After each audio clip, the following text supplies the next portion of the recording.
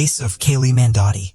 Kaylee Anita Mandotti was born on August 26, 1998, in Webster to T.A.C. Mandotti and Allison Steele. The family was well off, with Allison being a scientist and T.A.C. working as an international executive director at MGM Resorts.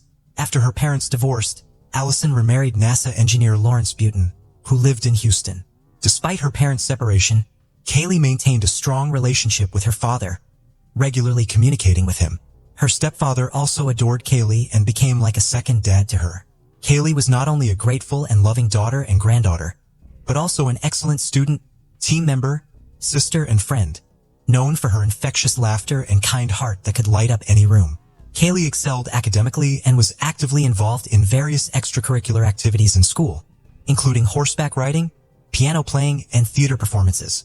She was also a dedicated Girl Scout and enjoyed spending time with her friends and family, whether it was hiking with her parents or running around the neighborhood.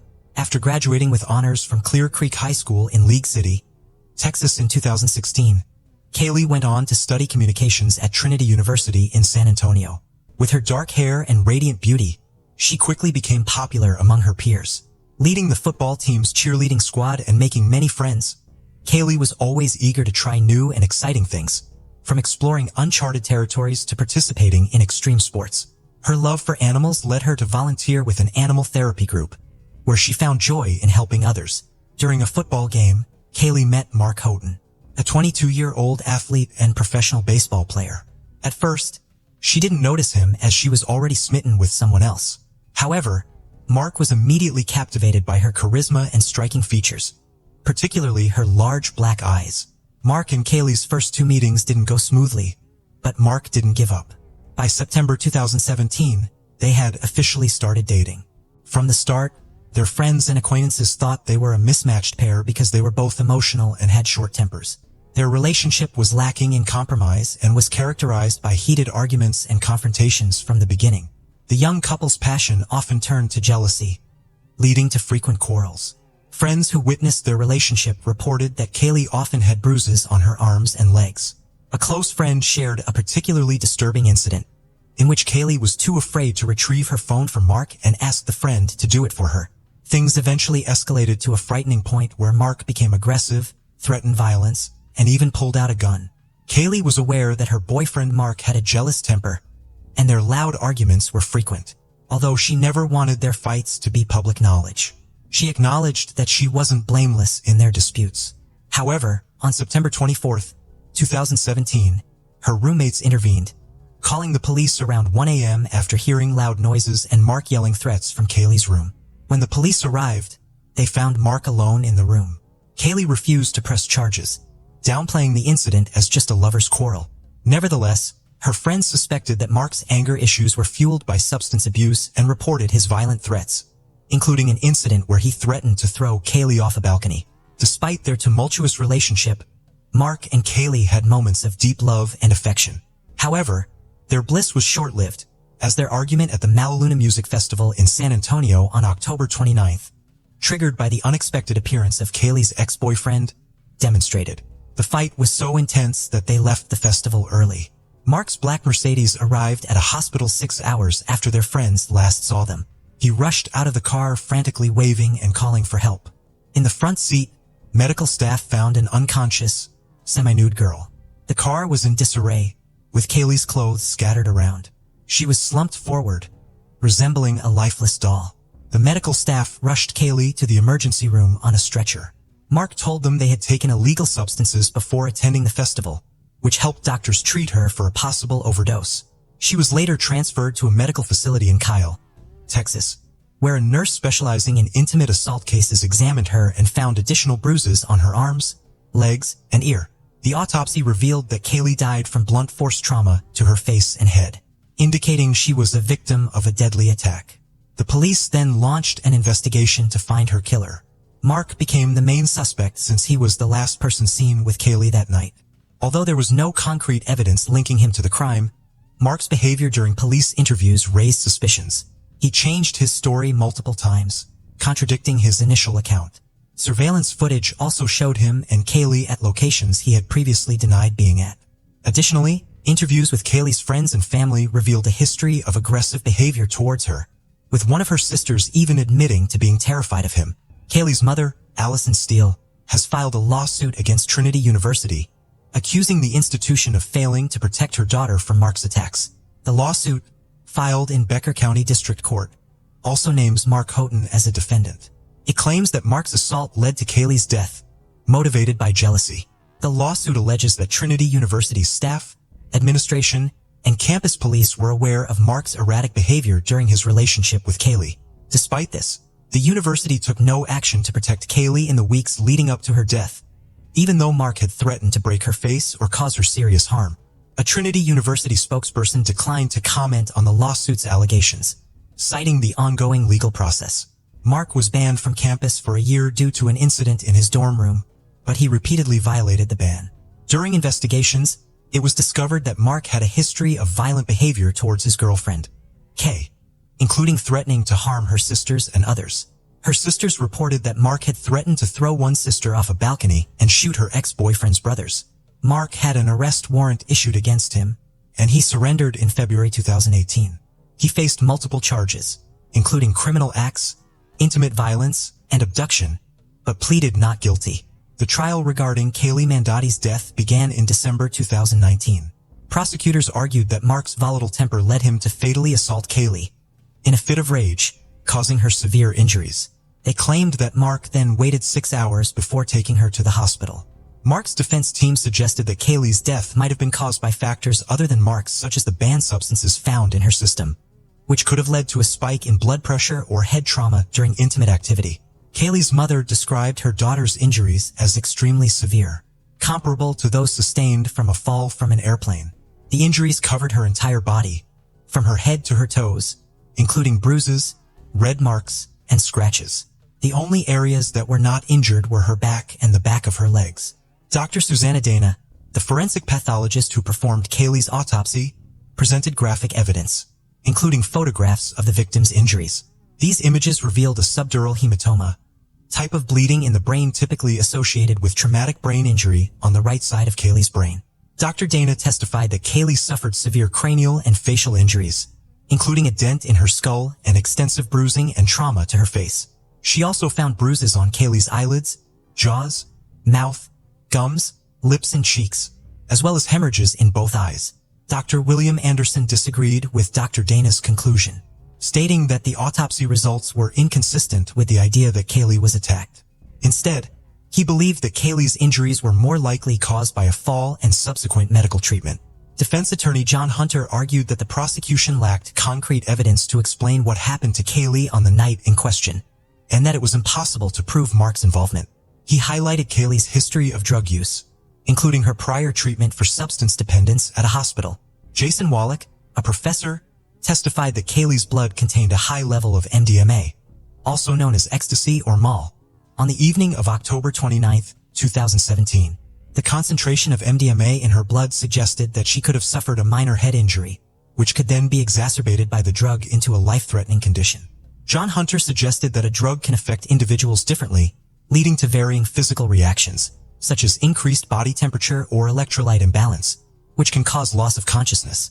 During the trial, Mark Houghton testified that he and Kaylee Mandotti had an argument and engaged in intimate relations in the car before she passed out. He claimed that their intimacy was consensual and involved rough sex, which included strangling her at her request. However, the origin of the bruises on Kaylee's body remained unclear. Kaylee's mother, Allison, was convinced that Mark Houghton was responsible for her daughter's death. Despite being charged with her murder, Mark Houghton maintained his innocence during the 2019 trial. The defense argued that Kaylee's injuries were caused by hospital staff during resuscitation efforts, which led to a mistrial due to the jury's inability to reach a verdict. The case was presided over by Judge Raymond Angeline in the 144th District Court. Following the mistrial, Bexar County District Attorney Joe Gonzalez expressed disappointment and announced that he would review the case. Kaylee's parents decided to conduct their own investigation, focusing on a small bruise near Kaylee's ear. They believe that Mark Houghton might have hit her head against the car window, causing the bruise. Kaylee's parents collected evidence, including autopsy reports and photos, and obtained 3 affidavits under oath. This led to Mark Houghton's arrest on charges of aggravated intimate assault and criminal mischief. The timeline of events presented in the investigation highlighted Mark Houghton's alleged lies and the evidence that led to his arrest. During the trial, the prosecutors portrayed Mark Houghton as a manipulative and controlling boyfriend who constantly called Kaylee and took her phone away. 2 weeks before her death, Mark Houghton pushed Kaylee against a brick wall and trashed her dorm room. Kaylee then asked for space, and Mark Houghton began sending her dozens of messages, threatening to end his life. The couple attended a festival where they argued over Kaylee's ex-boyfriend. Mark Houghton then took Kaylee to a deserted parking lot, where they stayed for over an hour. Prosecutors suggested that it was there that Mark Houghton attacked and killed Kaylee. Kaylee's family thanked the Texas Rangers for their work in bringing criminal charges against Mark Houghton. The prosecution considered presenting a video recorded by Kaylee's parents, but ultimately withdrew it due to potential complications. Mark Houghton was convicted of aggravated assault causing harm that led to the death of Kaylee Mandotti. He was sentenced to 20 years in prison with a $110,000 fine and restitution to Kaylee's family. He was also barred from contacting over 20 individuals involved in the case. Now over 30 years old, Mark is serving his sentence in Wilsey County Jail, eligible for parole in 2033. Although the conviction brought some closure to Kaylee's family, they felt the sentence was not enough for their loss. In the second trial, Mark faced additional charges, including aggravated assault and criminally negligent homicide. The prosecution presented a more comprehensive case against Mark, but the family was still dissatisfied with the outcome and sought a retrial. Kaylee's tragic story highlights the devastating impact of violence on young people and her family's quest for justice. Despite the conviction, Kaylee's family felt that the verdict did not serve justice for their daughter. In 2019, Kaylee's mother, Allison Steele, successfully lobbied the Texas legislature to expand the missing persons alert system in Texas. She also founded the nonprofit organization, Kaylee's Calling, aiming to consolidate missing persons alert systems. Additionally, she established a nonprofit organization dedicated to providing public information about the Clear Alert, an emergency broadcasting alert in Texas for individuals aged 18 to 64. In 2021, Allison filed a civil lawsuit against Trinity University, alleging negligence in protecting her daughter. She claimed that none of Kaylee's guardians were informed that Mark Houghton had trashed her dorm room, giving him continuous access to her, and making her vulnerable to manipulation.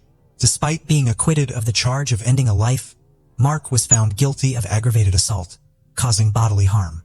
The family expressed satisfaction with the verdict, feeling relief that the legal proceedings had concluded, allowing them to begin the healing process. Losing a child is an agonizing ordeal, and sadly, it was a heart-wrenching journey that Kaylee's parents had to endure. Allison said they are still completely devastated by the loss of Kaylee, and asked those of faith to pray for her family, friends, and for justice in this matter. Heartbreaking case of Heather Elvis. Heather Rell Elvis was born on June 30, 1993 in Horry County, South Carolina to Terry and Debbie Elvis. She was described as a determined, vibrant, and free-spirited individual with a big personality. Heather enjoyed doing makeup and aspired to pursue it as a career. She was a talented, cheerful, and seemingly happy 20-year-old girl. Heather was very artistic, and often shared her thoughts and interests on social media. She was known to be somewhat rebellious, living her life the way she wanted, without caring much about what others thought of her. After graduating from St. James High School in Mulls Inlet in 2011, and eager to experience her independence, her parents allowed her to move into an apartment in Myrtle Beach with her best friend Brianna. To support herself while studying cosmetology, Heather had 2 part-time jobs, one at the House of Blues in North Myrtle Beach and the other at a Scottish-themed restaurant called the Tilted Kilt in Myrtle Beach. She had a good job, great friends, and a tight-knit family, and everything in her life seemed to be on track. However, like every 20-year-old girl, she had secrets and things that her family did not know about and would not find out about until it was too late. One day in the summer of 2013, Heather was working her regular shift at the Tilted Kilt when an older man caught her eye. This man was Sidney Mora, the restaurant's maintenance worker. Sidney was a 37-year-old married man with 3 children. His wife Tammy was a 40-year-old stay-at-home mother and a part-time travel agent whom he had been married to since 1997. Sidney owned his own maintenance company and would come to the restaurant to repair things in the kitchen. It was no secret that Heather had a crush on Sidney, even though he was much older, and the two of them would engage in harmless flirting at work. Heather would tell her friend Brianna about their interactions and how smitten she was with this man. Heather, who was also very active on her social media accounts, was open about expressing her feelings towards Sydney. It became clear that Sydney was also attracted to Heather, and the two began a romantic relationship. Sydney would often bring Heather coffee and bagels when she was at work, even on his days off. They would text each other frequently, and the relationship soon became physical. Heather was deeply in love with Sydney. She told her sister how much they loved each other and how they envisioned a future together. Throughout the affair, Heather was aware that Sydney had a wife. However, Sydney had told her that he was in an open marriage and was no longer in love with Tammy. He even claimed that Tammy had a boyfriend of her own and they were only living together for financial reasons and for the sake of the kids. Being young and naive, Heather believed every word. Her friends didn't approve of their relationship because Sydney was 17 years older than Heather. And on top of that, he was a married man. He had been married for 15 years to his wife, 40-year-old Tammy. The affair was not a secret at Heather's workplace, and she would often be teased by her colleagues. One of the girls also phoned the restaurant posing as Tammy, looking for Heather. Heather panicked and left work straight away, thinking that Tammy was going to show up. The affair lasted until September 2013, when Heather tweeted, Once upon a time an angel and a devil fell in love. It did not end well," referring to her relationship with Sydney. Tammy found out about the affair, though it's unclear how she discovered it. People close to Heather said that once Tammy became aware of the affair, it was chaotic. Soon after discovering her husband's affair with the young waitress, Tammy called Heather and demanded that she end the relationship. Tammy then put Sydney on the phone, and he proceeded to tell Heather that she meant nothing to him, that it was over, and that she was just someone who spread their legs, among other insults that greatly undermined Heather's confidence and self-worth. Over the next few weeks, she tried to focus on rebuilding herself and directing her sights on her goals and work. Tammy, however, was only just getting started. Tammy forced Sydney to get her name tattooed above his crotch. She would also handcuff him to the bed at night so that he could not sneak out. Over the next few weeks, continued to send nasty texts to Heather, and she even once called Heather 40 times in a single day. Heather believed that taunting Tammy was the best way to deal with the situation, saying things like, "Why are you texting me? You should be worried about your husband." Tammy would take it a step further and send Heather pictures of both Tammy and Sydney in bed together, getting intimate. It was also reported that Sydney texted Heather again, saying that Tammy wasn't entitled to feel the way she did about the affair and act the way she did because she too had a lover. But this turned out to be a lie. They both agreed to call it quits because nothing good was coming from it. Heather, on the other hand, told Sydney that she wanted Tammy to stop calling the restaurant because she lost hours of work and was sent home because Tammy kept calling. Heather and Sydney last saw each other on November 5th after they agreed to end their relationship. Heartbroken, but remaining determined to move on from the situation, Heather continued to work on herself, with those close to her commenting on how she had got her smile back. Things also started to look up for Heather when she was offered a job in a beauty salon, and she was one step closer to her dream job. As for the texts and calls from Tammy, Heather began to get used to them and continued to ignore them, thinking that Tammy would eventually get bored and move on. On November 19th, Sydney and Tammy decided to buy a brand new black Ford F-150 and drive to California with their children to visit Disneyland as a way to rekindle their romance, whereby the trip lasted 3 weeks. Meanwhile, despite Heather's life taking a turn for the better, it would not be long before those around her began to notice that she was gaining weight. So much so that she had to be given a new uniform at work as her usual one no longer fit. Heather went from having a size A cup size on her bra to a size C cup, and she also went from a medium-sized skirt to a large. These are all changes that are typically associated with someone being pregnant. Finally, Heather took a test at work one day, and it came back invalid. It is not known for certain whether or not Heather was pregnant, but it was considered a very strong possibility given the changes in her physical appearance and the fact that she was known to be having a very intimate relationship with Sydney Moore. Her confidence was coming back, and she organized a date with a guy who was closer to her age that she'd been talking to for quite a while. Things were looking good for Heather. On December 17th, 2013, Heather went out on a date with Stephen Caldy. They didn't have a specific plan, but wanted to spend some time getting to know each other better. They went out to eat and then drove around looking at Christmas lights, which Heather loved doing during the holidays. Stephen then took Heather to Inlet Mall and taught her how to drive his stick shift truck. He even took a picture of her trying to drive his car. Heather sent this picture to her best friend, Brianna, and her dad, Terry, who she lived with. The date started at 10 p.m. and ended around 1 a.m. when Stephen dropped Heather off at her apartment. They made plans to meet again the next day for a second date. Regrettably, this marked the last time Heather Elvis was seen.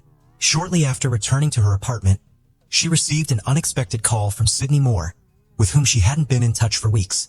During the 4-minute conversation from a payphone, Sydney apologized to Heather, professed his love for her, and revealed that he had left Tammy to be with her. At 1:44 a.m., Heather called her roommate, Brianna, who was away visiting relatives in a distressed state. She informed Brianna about Sydney's confession of love. Sydney initially denied this call until evidence from CCTV footage proved otherwise. Brianna advised Heather to carefully consider the situation and not jeopardize the progress she had made. Heather mentioned she would reflect on it, do some online research, and then try to sleep, although she found it difficult to rest that night. At 2:29 a.m., Heather attempted to contact the number Sydney had called multiple times before, but no one answered. At 3:16 a.m., Heather tried calling Sydney's cell phone, once again with no response. Heather persisted and dialed Sydney's cell phone again, managing to connect this time. The conversation lasted just over 4 minutes, though its content remains unknown.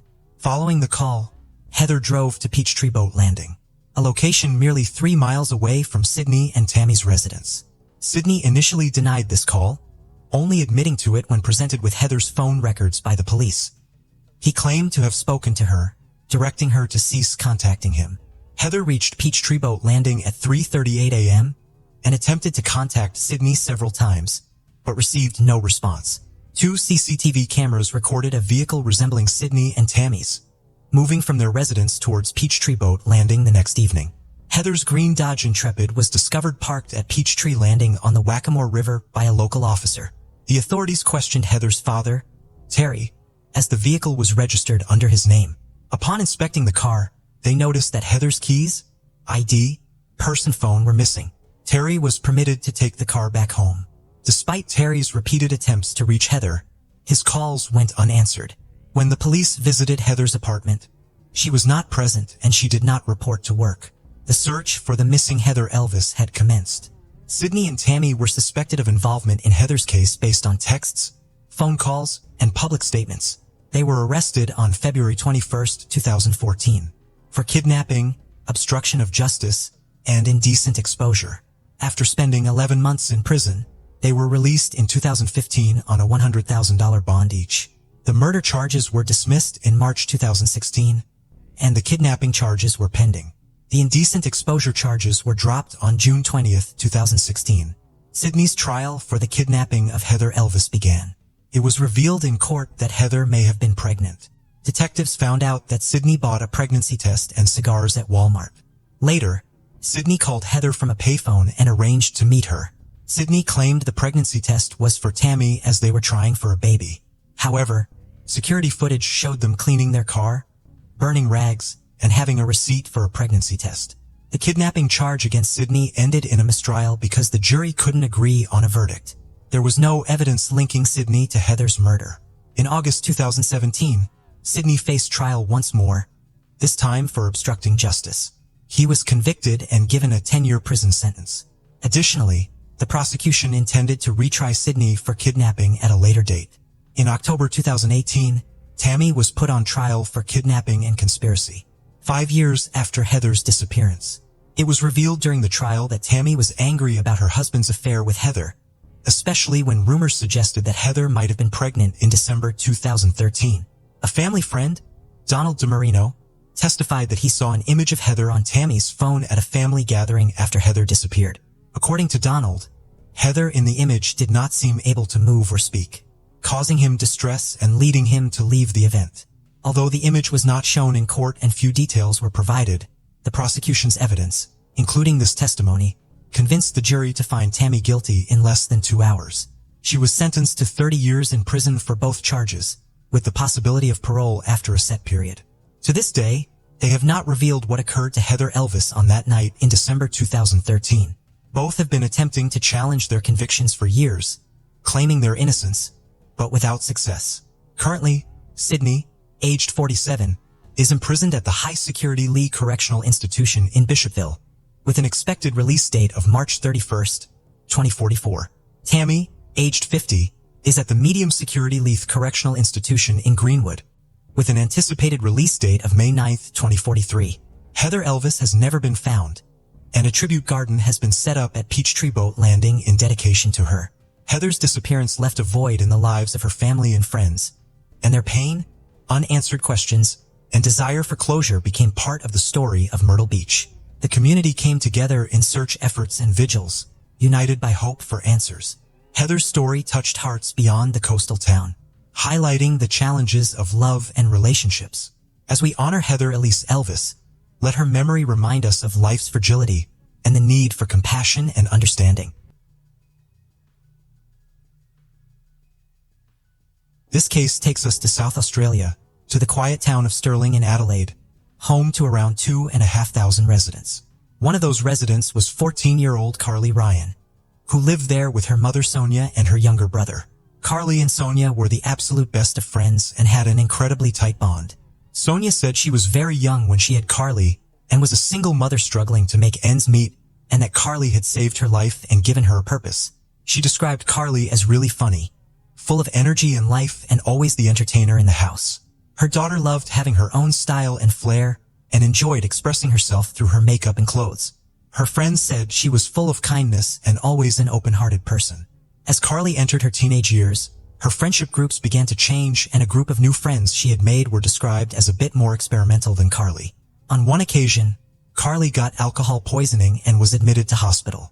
As soon as she was better and back at home, she told her mother how this had scared her, and it pushed her to make the decision to distance herself from this specific circle of people.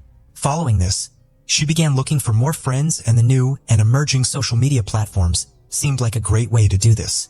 Back in 2005, social media and social networking was still very much in its infancy. It was a new age of exciting things that had never been possible before. Being able to meet and talk to people online, all over the world, at any time of the day. And it wasn't long before Carly joined the relatively new MySpace. MySpace fast became the largest social networking site in the world, holding the title for several years. At one point, it was the most visited website in the world, surpassing even Google. She also joined Vampire Freaks, which started as a social networking site and then a clothing outlet as well. Carly would often tell her mom about the new friends she was making online and how excited she was to be talking to so many different people. One of those people was a 17-year-old called Brandon Kane. He went by the username Corrupt Koala and was an aspiring rock musician living in Melbourne with his dad. Carly fell fast and hard for Brandon, and Sonia said whenever she spoke about him, she was gushing. However, Sonia did notice the age difference between her young teenage daughter and Brandon and kept an eye on their interactions as best she could. But Sonia said every time she looked over Carly's shoulder and saw a conversation between them, everything seemed, for want of a better word, normal. The teens would talk about everything, from music to traveling to their hopes and dreams for the future. Brandon started talking to Carly's friends too, and they were all initially excited to see this potential romance blossoming for their friend. Carly and Brandon eventually began a long-distance romantic relationship, talking all hours of the day and night. As Sonia began to warm to the idea of the pair's feelings for each other, Brandon's dad, Shane, also took an interest in the couple too. Shane would often comment and interact with posts the pair would make back and forth, and it seemed that he was approving of the young couple too. Sonia said that Carly definitely felt a gap in her life having grown up without her father, and that Shane seemed to be helping to fill that void. Carly was busy planning her 15th birthday party and invited Brandon to come to her house and celebrate. Although the pair had still not met in person and this would be the perfect time, Brandon called Carly and said that he was sorry, but he wasn't able to make it. Carly was crushed, but seemed to perk up when Brandon made a suggestion. He said his dad Shane would be passing by on a work trip and would love to come and meet everyone on Brandon's behalf. Shane worked in security and his job would often take him around to different parts of various cities. Carly came bounding into the kitchen handing the phone to her mom, saying that Shane was on the end of the line and he wanted to introduce himself. Shane said to Sonia he would love to drop off a present for Carly from Brandon and finally meet the family of the girl his son was so crazy about. Sonia, although hesitant, agreed. As they had all been talking for so long online, it didn't feel like a stranger. Felt like an old friend. On the evening of Carly's party, Shane arrived at her home to meet her and her family. He was in his security uniform and even showed his ID badge to Sonia before he came in. Sonia said he was polite and keen to talk to everyone. She said Carly was beaming to finally be able to meet her boyfriend's dad, and get to know Brandon a bit more through the man that seemed to know him best. Shane gave Carly the gift from Brandon, which later turned out to include some underwear and a nurse's outfit. Shane was attached to Carly all night and was behaving in a strange and seemingly possessive way, but Carly remained calm. She valued her boyfriend's dad's opinion and wanted him to like her and her friends and family. As the night drew to a close, Shane said he was going to leave and get a hotel room. Sonia told him not to be silly and he could stay in the spare room, having traveled so far to get there and spent a lot of money doing it. Early the next morning, Sonia was up and getting ready. As she walked past Carly's room, she saw Shane asleep on Carly's bed, fully clothed on top of the covers, with all of Carly's friends in the same room too. Sonia was horrified and demanded Shane get his things and go. He didn't say a word as he left. He just got in his car and drove off.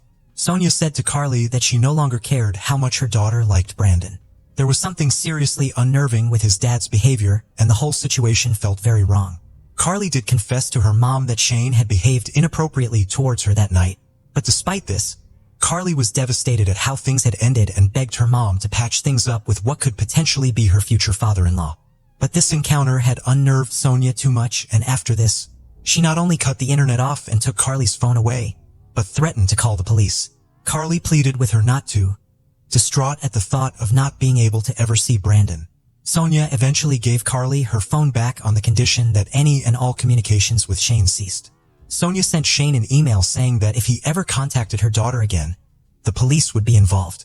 She was shocked that the email she received back was nasty and vicious, with Shane threatening legal action against her for defamation. He called Sonia pathetic and a gutless bitch, saying that if Carly and Brandon carried on seeing each other, Carly would be moving into their house, and thus Sonia would lose her battle anyway.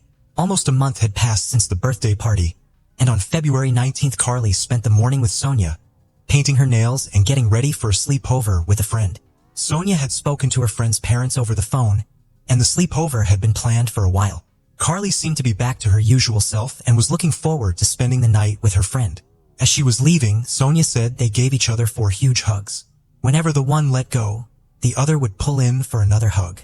Carly said, "Love you, Mom," and headed off down the street. Early morning, February 20th, Port Shoe Bay, Port Elliot, 80 kilometers south of Adelaide.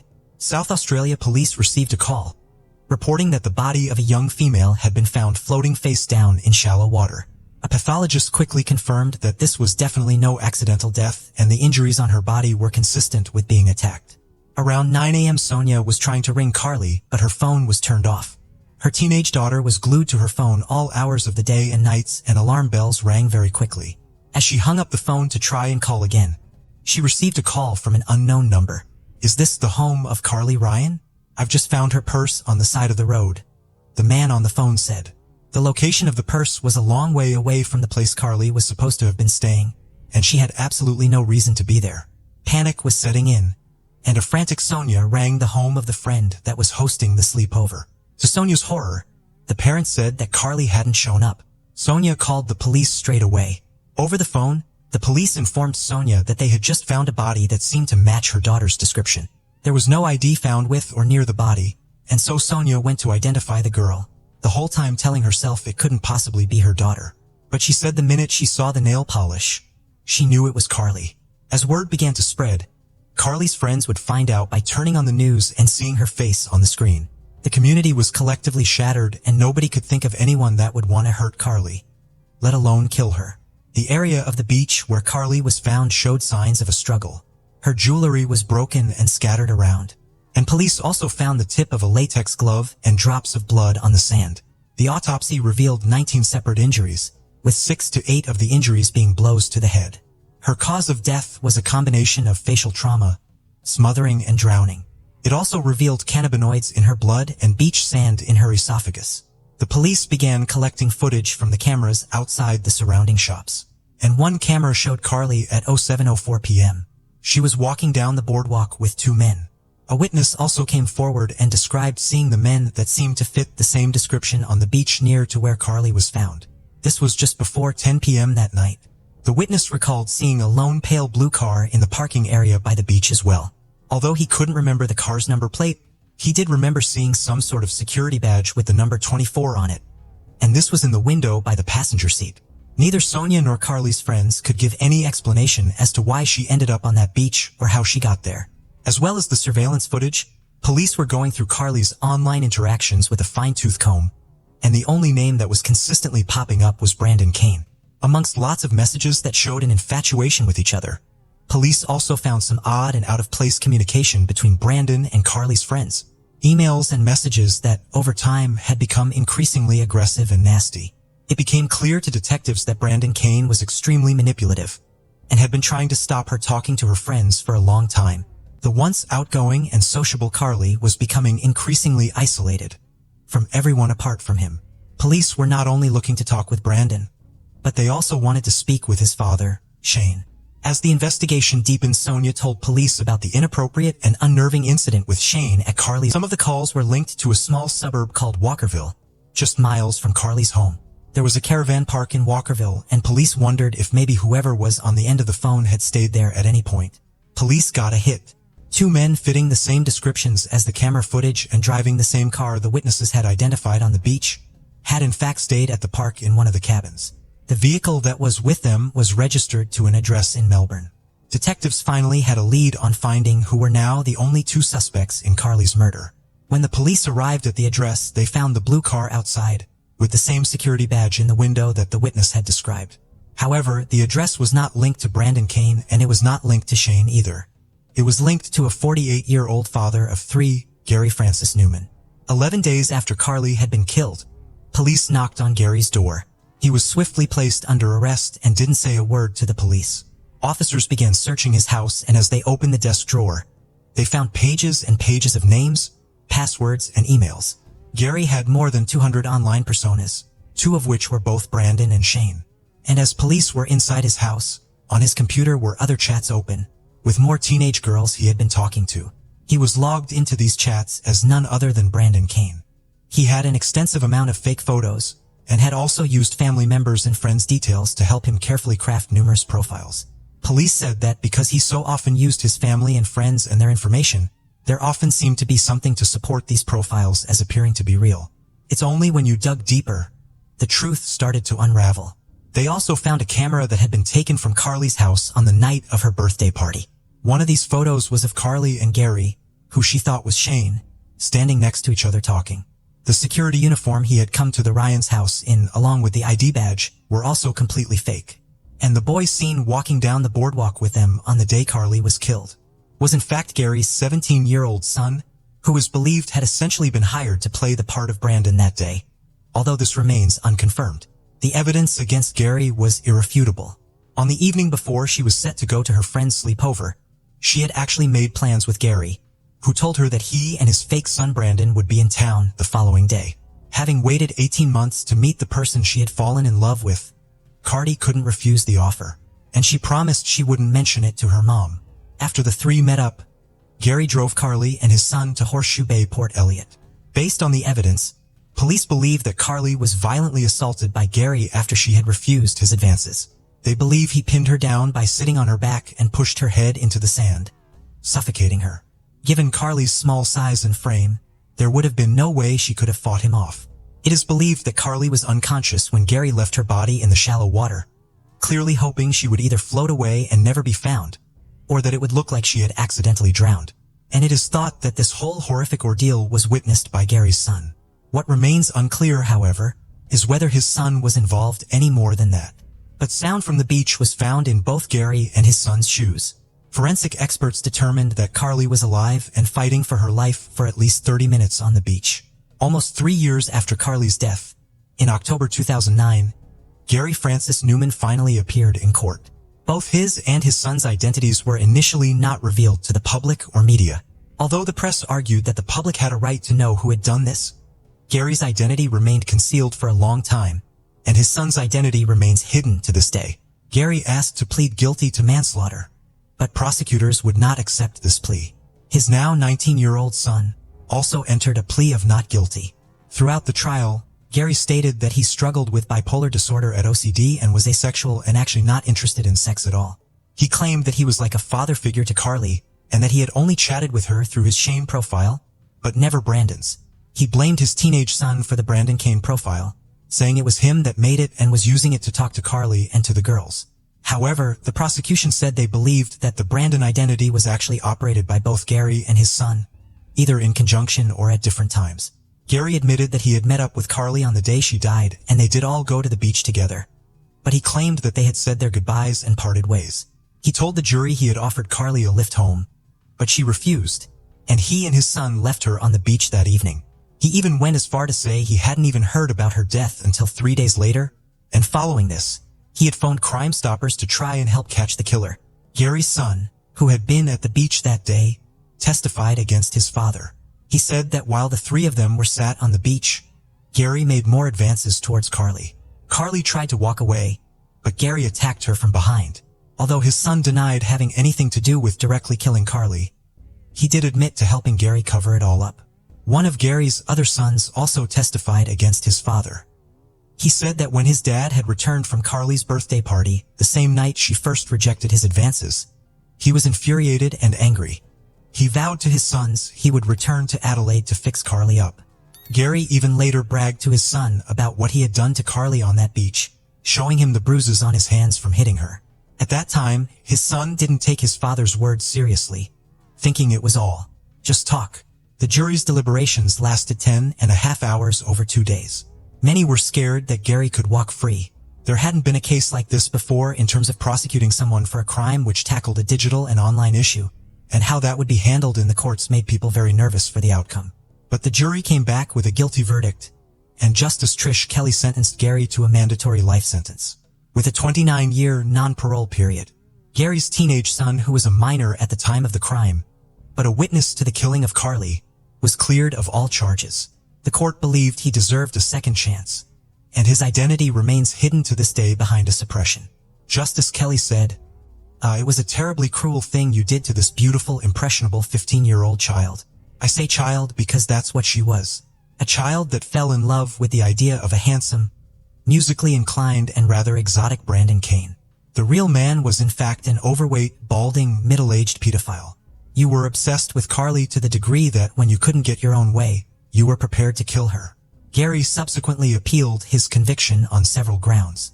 One of those was that Sonia should not have been allowed to give evidence at his trial. But after 5 months, this appeal was denied. Carly's case and the extent to which Gary had gone to lure Carly in highlighted the emerging phenomena of grooming, catfishing, and online predatory behavior. As social media and networking was still so new, the idea of people potentially abusing these platforms and abusing people's trust online was really something that hadn't been thought much about until this time. There really was a lack of understanding about the way in which platforms like this could work and operate in a potentially harmful way. Sonia said, "If I have to live here without my child, I have to do something meaningful. I have to do something to prevent this suffering." And that is exactly what she made it her mission to do. In 2010, the Carly Ryan Foundation was established. This is a certified online safety program provider under the Office of the eSafety Commissioner, and it delivers online safety and healthy relationship seminars to students and parents. The organization provides a range of services and support in the areas of internet safety and crime, cyberbullying, connection to resources and counseling, and contributing to law and policy reform. Sonia Ryan is also a member of the Education and Prevention Working Group with the Australian Centre to Counter Child Exploitation. Her relentless work saw her become a finalist in the 2017 Human Rights Awards, and she is a previous winner of the South Australian of the Year Award for her continued contribution to the community. Carly Ryan was the first known person in Australia to be killed by an online predator, and this prompted some serious legal changes. After setting up the Carly Ryan Foundation in her daughter's honor, eventually in June 2017, Carly's law would come into effect. This meant that people caught lying about their age online to minors could be prosecuted. In August of the same year, Carly's law was used for the first time when an already convicted pedophile in his 30s was found to be grooming children online posing as a young woman. An even stricter version of this law was then introduced a year later. The year the law came into effect, a patchwork quilt was hung up in Parliament. It was made out of Carly's favorite pieces of clothing, and represented the 10-year fight for a much-needed change, and Sonia continues to fight for Carly's name to be remembered and her voice be heard. She hopes that Carly's law will save children from predators online and potentially even save their lives. She said, "I'm sure she's looking down at everything we're doing in her name. It's an incredible legacy for her. And to know she didn't go through that horrendous suffering for nothing. The children will now be saved in her name from terrible harm and suffering. I fought with every breath in my body for Carly's legacy. What else can a grieving mother do? Changes you forever. Case of Vincent Brothers. Vincent Brothers, a beloved principal in Bakersfield, California, was informed that on Tuesday, July 8, 2003, his wife, children, and mother-in-law were tragically found murdered in their home. Despite the house being ransacked, nothing was taken, leading the police to rule out robbery and suspect intentional homicide. Vincent was cleared as he had a solid alibi, proving he was out of town during the incident. Subsequent investigations revealed a disturbing truth that shocked the entire community. The chilling case of Vincent Brothers. Born on May 30, 1962, in Beeport, Long Island, New York, Vincent was known for his charm, reliability, and hard work from a young age. He had also served in the Marine Reserves after graduating from Norfolk State University. Moving to California in the mid-80s for further studies, he eventually earned his master's degree. Vincent had a tumultuous past with relationships, despite rising quickly as a school administrator. He had 2 brief marriages that ended in separation. In 1988, while working at California State University in Bakersfield, he had a daughter with his then-girlfriend. He filed a lawsuit to establish paternity and eventually gained custody and visitation rights. Initially ordered to pay $350 monthly for support, this amount was raised to $771 by 2003. In the same year, he faced legal consequences, receiving a 6-day jail sentence and probation for a misdemeanor charge of spousal abuse. In 1992, Vincent entered another marriage, which also ended abruptly after allegations of threats to kill and physical abuse by his second wife. She filed for divorce in 1996. Allegations have been made against Vincent, who was the vice principal at Emerson Middle School, for sexual misconduct towards a colleague. The woman reported instances of harassment, including an incident at his home where Vincent physically assaulted her and prevented her from contacting the authorities by taking her phone. She tried to report the incident to the police but felt discouraged as Vincent was a respected member of the community, which made her doubt if her report would be taken seriously. The harassment continued with inappropriate touching at the school's front counter, leading the woman to take a leave of absence due to the hostile work environment. As the intimidation escalated to threatening phone calls, the school district investigated the claims and warned Vincent about the possibility of career consequences if found true. Despite denying the accusations and having a clean disciplinary record, the school administration decided to transfer Vincent to another school after their investigation. Vincent worked at John C. Fremont Elementary School in Bakersfield, California. He was well liked for his routine of walking students home safely after school. While at Fremont Elementary, he met Joni Harper, the campus security supervisor. They began dating and got married after their first child. Marquise was born. Their family grew with the arrival of their second child, Lindsay, in 2000. Unfortunately, their marriage was annulled in September 2001 due to Vincent's infidelity. In 2003, Vincent and Joni secretly remarried, and 4 months later, their third-born child, Marshall, was born. However, Joni soon confided to friends that their marriage was facing issues once again. This time, she expressed fear that Vincent might try to harm her. Joni, a loving mother of 3, lived with her husband, her mother, Ernestine Harper, and their children in Bakersfield, California. They were known in their community as a joyful and involved family, actively engaging in community events and maintaining amicable connections with others. Joni worked as a basketball official, while her mother was recognized for her advocacy as a civil rights activist. Outsiders perceived Vincent and Joni's marriage as solid, unaware of the tragic events that would unfold. Vincent had already moved out of the house in April, 3 months before the incident, due to frequent conflicts with his mother-in-law, Ernestine. On Sunday, July 6, 2003, Joni, along with her 3 children, Marquez, Lindsay, and 6-week-old Marshall, and her mother, Ernestine Harper, attended a morning church service. After the service, they went for lunch at the Black Angus restaurant before returning home. Once home, they took a nap before planning to attend the evening church service. In a horrifying sequence of events, Joni and her children were in one bedroom, while her mother occupied another area of the house when they were ruthlessly and fatally attacked. There were no apparent signs of forced entry, and the assailant breached the house and initiated the assault by firing 2 shots at Joni's head in her bedroom, followed by targeting Lindsay in the center of her back. Ernestine, likely alerted by the noise, moved towards the hallway to investigate, but she was fatally shot twice in the face, collapsing in the hallway just outside her bedroom. Returning to Joni's room, the attacker proceeded to shoot Marquez and delivered a final fatal shot to the baby's back. Each gunshot was strategically aimed to ensure fatal harm. The assailant, rather than immediately fleeing, went to the kitchen, retrieved a knife from the butcher block, and viciously stabbed Joni multiple times in the back. The assailant then tampered with the TV connections, but placed the TV carefully on the ground. Additionally, Joni's purse was emptied onto the laundry room floor, yet nothing valuable was taken, including money that was left untouched. It appeared the assailant aimed to mislead the authorities, creating the impression of a break-in and seeking to eliminate any potential witnesses. Afterward, the assailant covered the bodies in the bedroom with blankets and pillows taken from other rooms. On July 8, 2003, Joni's closest friend, Kelsey Spann, grew concerned as she hadn't heard from Joni, her mother, or the children since they attended church that Sunday. Worried that something might have happened, Kelsey decided to visit Joni's home to check on them. Using the key Joni had entrusted to her, Kelsey attempted to unlock the side door, but found it difficult to do so, as something was preventing it from opening. She proceeded to the back of the house and discovered an unlocked sliding glass door, which was an unusual occurrence. Upon entering, she made the grisly discovery of Joni, Ernestine, Marquise, Lindsay, and Marshall, all deceased. Acting swiftly, Kelsey contacted the authorities at 7 a.m., prompting their arrival at the horrifying scene where the 5 individuals had been brutally murdered.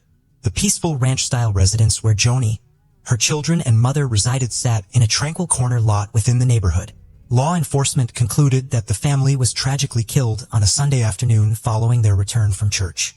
Detectives assessed the situation, identifying Joni as the primary target due to the severity of her injuries. They inferred that the assailant's actions indicated profound anger. The police expressed concern for Vincent's safety and discovered that he had traveled to Ohio. Detective Watts, one of the detectives, traveled to North Carolina as Vincent and his brother Melvin had gone there to visit their mother. Upon interacting with Vincent in North Carolina, the police found him in a traumatized state, deeply distressed and unable to articulate coherent sentences, which did not offer much insight into the investigation. His demeanor did not align with that of a probable killer, especially considering he was on the opposite side of the country at the time of the murders. They initially excluded him as a suspect, and Vincent also provided receipts confirming purchases made on the days surrounding the tragedy, solidifying his absence from Bakersfield, California, where the horrific events unfolded. However, Detective Watts still had doubts. He noticed that Vincent never asked about how his wife and children died on July 11, 2003. Vincent Brothers returned to Los Angeles, but was notably absent from his family's memorial service. However, on July 16, 2003, he attended their funeral. As the police investigated further, they discovered that Vincent had moved out from his family's residence in April 2003 and was no longer living with them. His wife, Joni, had been planning a second divorce and intended to seek child support for their children. Authorities also uncovered Vincent's history of violence against women, leading to a closer scrutiny of his alibi. Further scrutiny revealed surveillance videos from store checkouts depicting Melvin, not Vincent, making purchases. Confronted with this evidence, Melvin disclosed that Vincent instructed him to visit various stores at specific times, using Vincent's name instead of his own. Police could not locate any witnesses who had seen Vincent during the tragic period. According to Melvin and the family, they had not encountered Vincent from the evening of July 4th to the evening of July 7th. Despite their efforts, authorities lacked direct evidence linking Vincent to the murders. Vincent Brothers had rented a Dodge Neon upon his arrival in Columbus, Ohio, and stayed at his brother's house. According to police speculations, Vincent allegedly flew to Columbus on July 2, 2003, under the pretense of visiting family. On July 4th, he purportedly traveled back from Ohio to Bakersfield, where the tragic incident occurred on the afternoon of Sunday, July 6, 2003. Afterward, he returned to Ohio, arriving late on Monday the 7th. Law enforcement meticulously examined the Dodge, focusing on its radiator and air filters. The Burt Museum of Entomology at the University of California, Davis was enlisted for assistance, with Dr. Lynn Kimsey, an expert in bug identification, meticulously analyzing insects found in the car. Dr. Kimsey's examination unveiled over 100 insects, meticulously identified by species, notably some exclusive to the western region beyond the Rockies. Certain insects indicated that Vincent traveled at night. Through careful analysis, she charted a path indicating the car's westward journey from Ohio. Investigators tracked down the vehicle's previous 5 renters, confirming that none had driven the car to California or near the Rockies. In their scrutiny of evidence from the home, the police focused on photographic evidence and observed a latex glove tip among items discarded in the laundry room. Upon testing, the tip revealed a DNA match, identifying it as a 1 in 6 billion match to Vincent Brothers. Detective Watts had discovered that Vincent planned to leave town. He had started selling his possessions and even listed his house for sale. Consequently, on April 30, 2004, Vincent was arrested and charged with 5 counts of first-degree murder. The trial began in 2007, with prosecutor Lisa Green leading the case. The prosecution theorized that Vincent's motive for the murders was financial, contending that he acted out of fear of potential child support payments due to Joni's impending divorce. They portrayed Vincent as a serial adulterer who would disappear for long periods and often respond violently when questioned, particularly towards his wife or girlfriend at the time. Numerous witnesses, including Dr. Lynn Kimsey, were summoned by the prosecution. Kimsey testified that the insects discovered in the Dodge Neon were consistent with those typically found along Interstate 70 while traveling. Testimony further corroborated that the 5,424 miles driven from July 2nd to July 11th aligned with the presented evidence. However, when Melvin testified, he attempted to retract his previous statements, claiming that he had lied to the police regarding Vincent, providing him with a credit card to use. The defense countered by presenting an expert in high-speed driving. The expert asserted the difficulty of maintaining an average speed of 70 miles per hour throughout the journey from Ohio to California. They contended that such a trip would have been impossible for Vincent to accomplish. Additionally, their own pathologists took the stand, testifying that the murders likely occurred as late as Monday morning on July 7, 2003. To support their case, the defense presented interrogation tapes intended to demonstrate that Melvin had been coerced by the police into altering his testimony. They also brought forth a witness to a car incident that Vincent claimed occurred on Sunday morning. In this incident, a boy on a bicycle collided with Vincent's rental car at an intersection. While this incident was not reported to the police due to a lack of damages or injuries, the prosecution diligently sought to verify the bike accident story. Detective Watts traveled back to Ohio and located Tom Belieb, a car dealer who flew to California to testify. Lebby confirmed that he was driving during the bike accident and that the boy collided with his car while he was stationary at an intersection. The defense strategy involved presenting Vincent's other brother, Troy, as Vincent's alibi witness. Troy was intended to testify that he had flown in from New York and spent that Saturday and Sunday with Vincent touring different state colleges in Ohio. Vincent had expressed interest in applying to these colleges to further his graduate studies. However, complications arose when, after lunch on the day Troy was scheduled to testify, he was nowhere to be seen. Consequently, Vincent himself took the stand, vehemently denying any extramarital affairs and adamantly refuting the accusation of murdering his family. Throughout his testimony, Vincent frequently broke down in tears. The prosecution brought in Franklin School principal Carla Toya as a witness. She testified about her involvement with Vincent, dating back to the year his son was born in 1996, and their on and off relationship until 2002 when she ended it. Toya then confessed that she and Vincent had been intimate just weeks before the family tragedy, contradicting Vincent's staunch denial of previous affairs. This revelation undermined Vincent's claims of fidelity. The prosecution posited that the crime had been meticulously premeditated, acquiring knowledge of the family's Sunday routine, granting the killer control and a window of opportunity. Exploiting this familiarity, the perpetrator waited until the family was asleep, using a copied key to gain entry through the sliding glass door and methodically execute each member of the family on May 15th.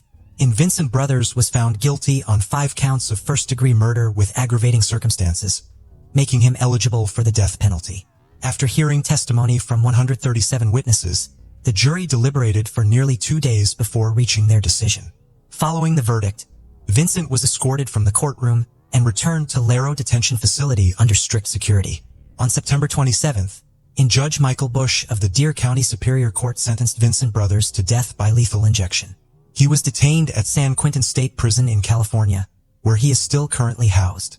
During the sentencing hearing, family members were given the opportunity to deliver statements. Vincent's only surviving child, his firstborn Margaret Kern Brothers, announced her resignation from the Brothers family, expressing that upon leaving the courtroom, she would solely identify herself as Margaret Carr. The evidence suggested that Vincent Brothers lacked empathy and remorse for his actions, a common trait in what many call a psychopath. His perception of his children as mere objects indicated a complete detachment from any emotional connection with them. The act of stabbing Joni appeared to be a deliberate means of severing his ties with her on a physical level. His action of covering the victims seemed to indicate an attempt to shield himself from confronting the aftermath of his deeds, suggesting a deeply personal involvement in these killings. It is a tragic and unfortunate reality that the victims faced against this monstrous individual. As we reflect on this heart-wrenching tale, our thoughts are with the victims whose lives were tragically cut short and the loved ones they left behind. The case of Marina Menegazzo and Maria Jose Coni. This story began in 2016 in the Argentine city of Mendoza. On January 10th, two young women, 21-year-old Marina Menegazzo and 22-year-old Maria Jose Coni, embarked on a highly anticipated trip. Unfortunately, their journey ultimately led to one of the most publicized investigations in Latin America over the past decade. At the time, Maria Jose was a 22-year-old economics student at the National University of Cuyo, while Marina was a 21-year-old speech therapy student at the Aconcagua University. Both women volunteered for an organization that assisted homeless individuals.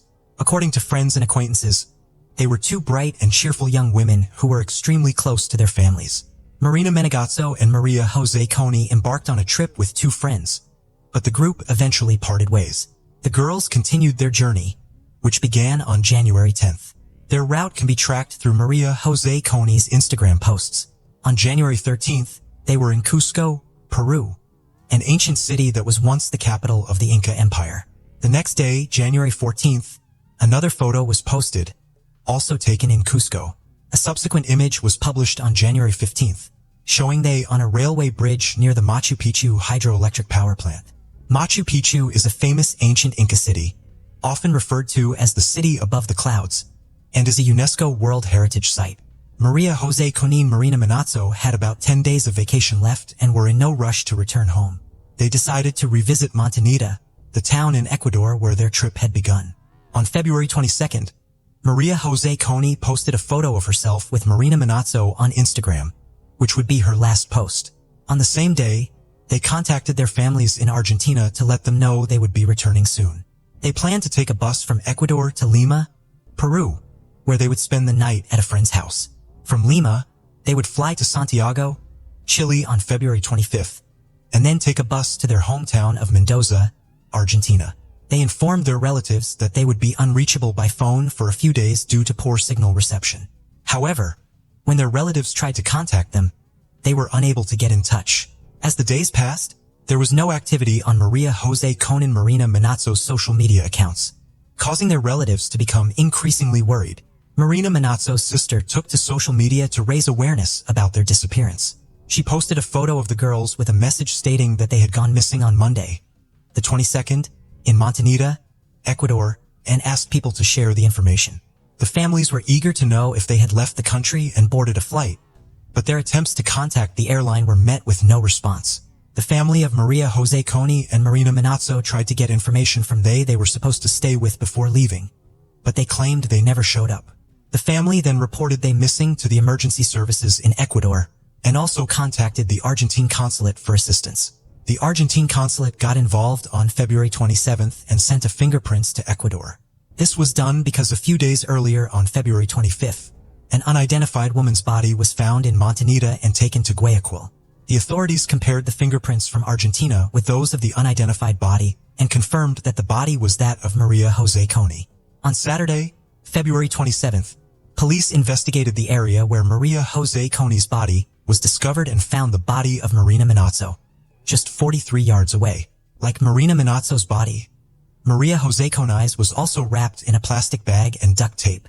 According to the Ecuadorian police, the killer attempted to conceal Marina Menegazzo's body by placing an object on top of it, which initially prevented its discovery. During the autopsy, the medical expert determined that Maria Jose Coni's death was caused by severe blunt force trauma to the head. Her injuries also included a broken leg, a broken toe, and what authorities described as genital injuries. Additionally, markings on her wrists suggested that she had been restrained. Marina Menegazzo died from 6 stab wounds to the neck and had similar wrist markings. indicating that she had also been tied up. The deaths occurred on February 23rd. Toxicology tests revealed that their blood contained a high amount of a psychiatric medication. Based on the circumstances of their deaths, police believed that they had not taken the medication voluntarily and may not have even known they had ingested it. It is likely that someone had mixed the medication into their food or drinks without their knowledge. A breakthrough in the case came just 24 hours after the discovery of the second body. The President and Interior Minister of Ecuador announced that the police had made an arrest, sparking mixed emotions among the victims' families. Alberto Segundo Minapan, 33, and Aurelio Eduardo Rodriguez, 39, were taken into custody and quickly confessed to the crime, revealing the events that had transpired. Physical evidence found at the home of one of the suspects, Minapan, included bloodstains. The police also recovered Marina's phone, backpack, and other belongings near the house. The rapid arrest and immediate confession of the men were met with skepticism by those following the case, leaving many with unanswered questions. Ecuador's Minister of the Interior, José Serrano, claimed that they checked out of their hotel room on February 22nd at 2 p.m. According to the men's story, they had their money stolen at the hotel, prompting them to hitchhike to Lima. However, the hotel owner disputed this claim, stating that there was no evidence of theft. Marina Manazzo and Maria Jose Coni's families found this explanation hard to believe, particularly since they had credit cards that they could have used if they encountered financial difficulties. The lack of activity on the credit cards suggested that either someone stole both their cash and cards, or that the men's story was not true. Moreover, they could have accessed the funds in their account without needing the physical card. But they didn't use the money to book travel or accommodations online. According to Ecuador's Minister of the Interior, Marina Monaco and Maria Jose Coni's entered a bar and requested 2 glasses of water because they were thirsty and had no money. The bar owner corroborated this account, stating that she provided them with water due to their financial situation. However, it remains unclear whether their money was actually stolen. The minister continued by referencing the testimony of the suspects, who had already confessed to their guilt. One of the suspects, Pan, stated that around 8 p.m. on that day, Rodriguez informed him about 2 Argentinian girls in a bar. Pan and Rodriguez approached they and started a conversation, during which Marina Manazzo and Maria Jose Coni explained that they were hitchhiking to Lima because they lacked the funds for a bus ticket. This version of events raises several questions. They had purchased plane tickets from Lima to Santiago, Chile, which is over 1,000 miles away. It seems illogical that they would try to save money by hitchhiking and risk missing their flight, which was scheduled for February 25th. This conversation with PON allegedly took place on the evening of February 22nd, making their decision even more puzzling. However, local police found witnesses who corroborated this unusual story. Since Marina Manazzo and Maria Jose Coni had no money for a hotel or hostel and needed a place to stay for the night, Pond offered to let them stay at his house. They accepted his offer. A taxi driver was found who confirmed that he drove Marina Manazzo, Maria Jose Coni, and Pond to Pond's home. This picture is of the house where Pond resided. After that, Pan returned to the bar with Rodriguez, as reported by Ecuadorian authorities, and continued drinking. Meanwhile, Marina Manazzo and Maria Jose Coni were left alone in the house. The intoxicated men returned home around 2:30 a.m., but Marina Manazzo and Maria Jose Coni were no longer there. The police investigation revealed that Marina Manazzo via Maria Jose Coni had visited a nearby store to purchase soda before returning to the house. A store cashier confirmed this, indicating that Marina Manazzo via Maria Jose Coni still had some money on them. According to Pond's account, when they returned to the house, he stayed in one room with Maria Jose Coni, while Rodriguez was in another room with Marina Monaco.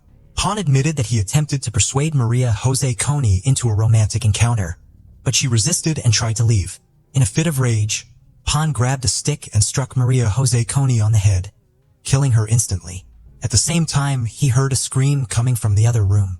Upon entering the room, he found that Rodriguez had also taken Marina Manigo's life. Rodriguez immediately fled the scene, leaving Pond to contemplate how to dispose of the bodies. Pond attempted to erase all evidence from the house by wrapping the bodies in plastic bags and duct tape. In the afternoon, he borrowed a cart from an acquaintance and transported the bodies to a wasteland near the ocean shore, approximately 440 yards from his home. It is essential to note that this account is the official version provided by the Ecuadorian authorities. However, this narrative leaves several questions unanswered, including the origin of the marks on her wrists and the presence of a potent drug in the blood of both girls, as revealed by toxicological analysis. Her family questioned the Ecuadorian authorities' account due to numerous inconsistencies in the case. They suspected a possible connection to human trafficking and believed the authorities might be protecting someone. The family's doubts were fueled by several factors. They had run out of money but did not use their credit cards, suggesting that they may have been coerced or deceived. Additionally, it was reported that they were under the influence of drugs, which raised suspicions about their supposed activities. Notably, the only people who claimed to have seen Marina Minato and Maria Jose Coney on the day of their disappearance were a select few who corroborated the authorities' version, including the owner of the bar, a taxi driver, and a cashier who allegedly sold soda to one of they. Furthermore, the town's relatively small population of 5,000 residents made it surprising that no one else came forward as a witness. The families of the victims were confused by several aspects of the case. They couldn't understand why the bodies were found 2 days apart despite being only 43 yards away from each other. It also seemed strange that Marina Minato via Maria Jose Coney had sought help from Pan and Rodriguez, rather than approaching one of the many Argentine tourists in the area. The brother of one of the victims reported seeing used syringes on the floor when he was taken to the crime scene by the Ecuadorian police. However, when he asked about them, the syringes mysteriously disappeared. Furthermore, the syringes were not visible in crime scene photos, and the experts who examined the area denied their existence. The family suspected that Pan and Rodriguez were involved in something more sinister, such as human trafficking, and that they were being used as a cover. The authorities responded by scheduling a second autopsy and a new toxicological examination. Additionally, it was discovered that both defendants had repeatedly changed their story about the events surrounding Marina Minato and Maria Jose Coney deaths. According to one version, Pan denied involvement in the crime and instead claimed that the perpetrator was a Venezuelan illegal substance dealer known as El Chamo, who lived in the area. However, when questioned by the police, El Chamo denied any involvement and offered to take a polygraph test or provide a DNA sample to prove his innocence. The crime scene yielded several DNA samples, including those from Pond and the deceased girls, as well as some unidentified samples. Further testing revealed that the unidentified samples did not match Rodriguez, who was suspected of being Pond's accomplice, nor El Chamo, who was ultimately ruled out as a suspect. A second autopsy, conducted by Argentine experts, revealed that the girls were in a state of vulnerability and unable to defend themselves before their deaths. The autopsy also confirmed that they were subjected to forced intimacy before being killed. The autopsy revealed additional details, including that Maria Jose Coney had bruises and scratches only on one side of her body, suggesting she may have been ejected from a moving vehicle. Furthermore, a new toxicological analysis confirmed that both girls had been given a potent psychiatric medication that can impair a person's willpower. A disturbing reaction swept across Latin America following the incident. Unfortunately, the public's response often blamed the victims, and in this case, they were held responsible for their own deaths. Not only were they criticized by ordinary internet users, but also by well-known public figures. During the same time, Berlin hosted a tourism fair where Rira gave an interview to a German news agency. Her comments were alarming, as she stated that the deaths were inevitable given the way they traveled. She also revealed that she had never visited Montanita, a popular tourist destination, because it didn't match her social status. These comments were essentially victim-blaming at the state level, which is a sad and concerning fact. Following an interview with Rivadera, the Ecuadorian government issued an apology to the families of Marina Monaco and Maria Jose Coney, and one woman was fired. Among those heavily criticized was Argentine psychiatrist Hugo Narton, who described they as favorable victims and implied that they provoked others to commit crimes. However, after intense backlash, Dr. Narton claimed he had been misunderstood and emphasized that he never intended to excuse or absolve criminals of their responsibilities. A Paraguayan student, Guadalupe Aosta, wrote a Facebook post in response to online comments that blamed Marina Minato and Maria Jose Coney for their tragic fate. The post went viral, receiving over 700,000 reposts in the first week. It began with the haunting words, "Yesterday, I was killed." The post went on to describe the violent events. "I refused to be touched, and they smashed my skull open with a stick, leaving me broken. They put me in a black plastic bag, sealed with duct tape, and threw me on the beach, where I was later found a few hours later. The aftermath of my death was more devastating than the act itself. When my body was found, no one bothered to investigate who had taken my life. Instead, I was bombarded with irrelevant and insensitive questions. What was I wearing? Why was I alone? Why did I, a woman, dare to travel by myself? I was in a high-risk area, so what did I expect? The authorities even had the audacity to suggest to my parents that I must have done something wrong, that I must have broken some rule. In death, I realized that I was not considered equal to a man. My demise was somehow my fault, and that's the narrative that would be perpetuated. But if the headlines had read, "2 young men found dead," public would have been outraged, demanding justice and severe punishment for the perpetrators. The response would have been vastly different if I were a man. I'm speaking out for myself and for all the women who have been silenced, marginalized, and oppressed. I'm speaking out for every woman who has had her dreams crushed and her life destroyed. I urge you to raise your voice to fight for justice and equality. I'll be with you in spirit, and I promise that one day there will be so many of us standing together that our voices cannot be silenced. The trial started on August 8, 2016, but was marred by several setbacks. The prosecutor changed 3 times, causing significant delays in the process. Despite these challenges, the prosecution presented a substantial amount of evidence, including witness statements and over 200 physical items collected from the crime scene. The police had found some of the victim's personal belongings, biological fluids, and phones at the house where the crime took place and in the surrounding area. During the trial, Pan maintained his innocence, claiming that his earlier confession was made under police pressure. This statement only reinforced the suspicions of the victims' families that the Ecuadorian authorities were withholding information. Meanwhile, Rodriguez altered his testimony, suggesting that Colombian dealers of illicit substances were involved in their deaths. In the trial's first week, the prosecutor revealed that he suspected additional individuals were involved in the case. This suspicion was based on the discovery of 3 more male DNA samples at the crime scene in addition to the DNA of Rodriguez and Pan. Ultimately, the court found both Pan and Rodriguez guilty, sentencing them to 40 years in prison, the maximum penalty allowed under Ecuadorian law. In November 2016, Ecuadorian authorities arrested Jose Luis Perez Castro, a 34-year-old man, after finding his DNA at the crime scene. Castro's defense team claimed that he had lived in the house a few weeks prior to the incident and that his DNA was present due to a dental infection. They alleged that he had spat blood onto the wall as a result of this infection. However, the defense's explanation for the presence of Castro's DNA on the victims' bodies was that he must have touched an object or piece of furniture that the police had also handled, thereby transferring his DNA. This argument began to fall apart when a dentist testified in court. It was revealed that Castro had contacted the dentist 2 weeks after the bodies of Marina Manazzo and Maria Jose Coney were discovered, asking for a note to confirm his alleged dental infection. The dentist refused to provide the note, as he found no evidence of any health issues during his examination of Castro. A man was ejected from a dentist's office after seeking a medical certificate. The dentist refused to issue one, explaining that there needed to be an underlying medical condition causing pain, which he didn't observe. This denial dismantled his defense. Meanwhile, while awaiting trial, Castro broke prison rules by posting on social media about his situation. In a statement, he expressed confidence that God would ultimately prove his innocence.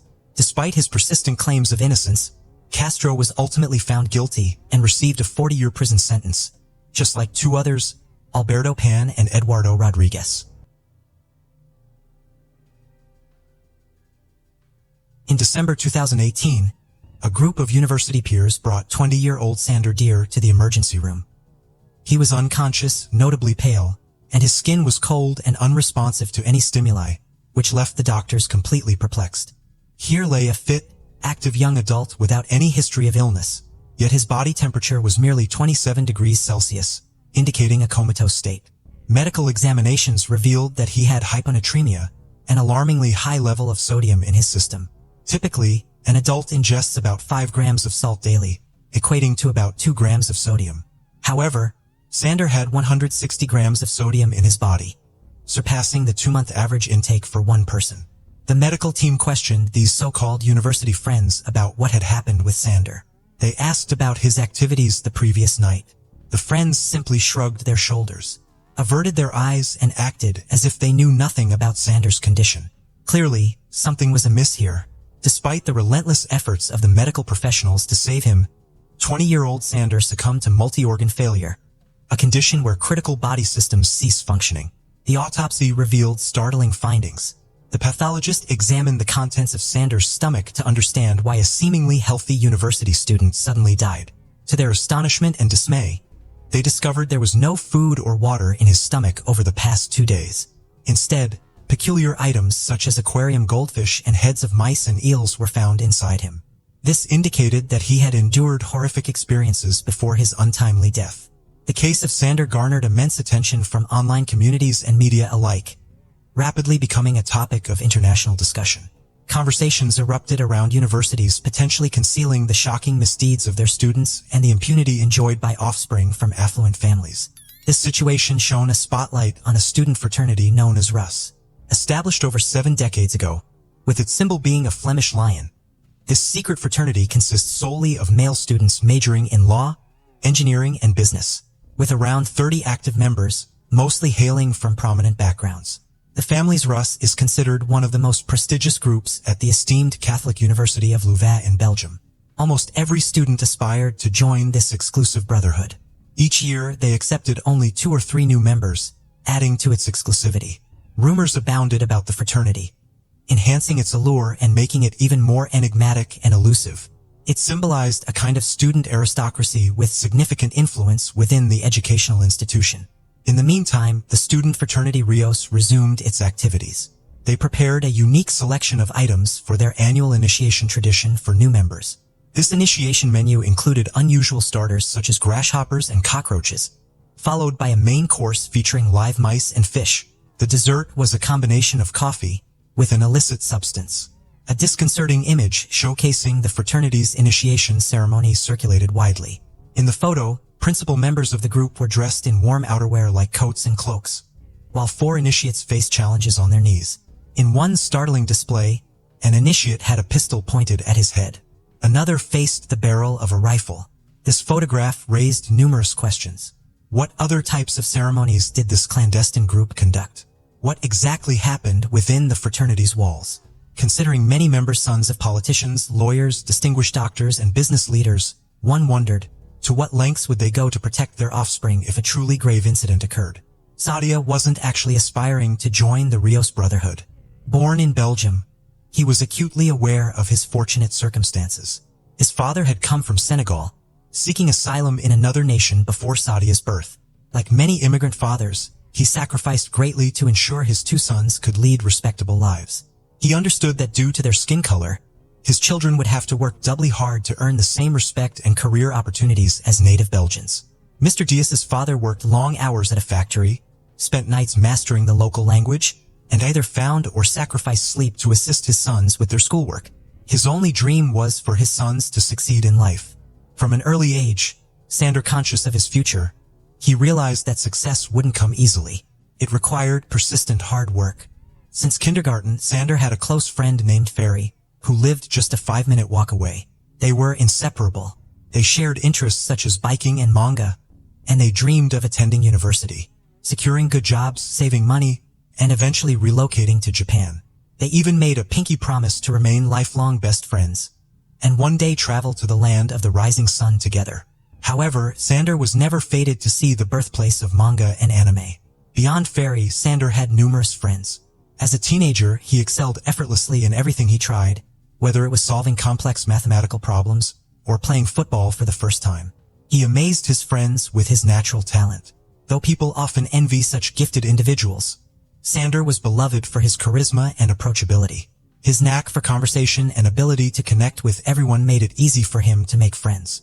After completing high school, Sander enrolled at the University of Leuven, becoming the first in his family to attend such a distinguished higher education institution. This achievement filled his father with immense pride, surpassing any dream he had ever envisioned. Although the university was just a 30-minute drive from home, Sander opted to stay in a dormitory.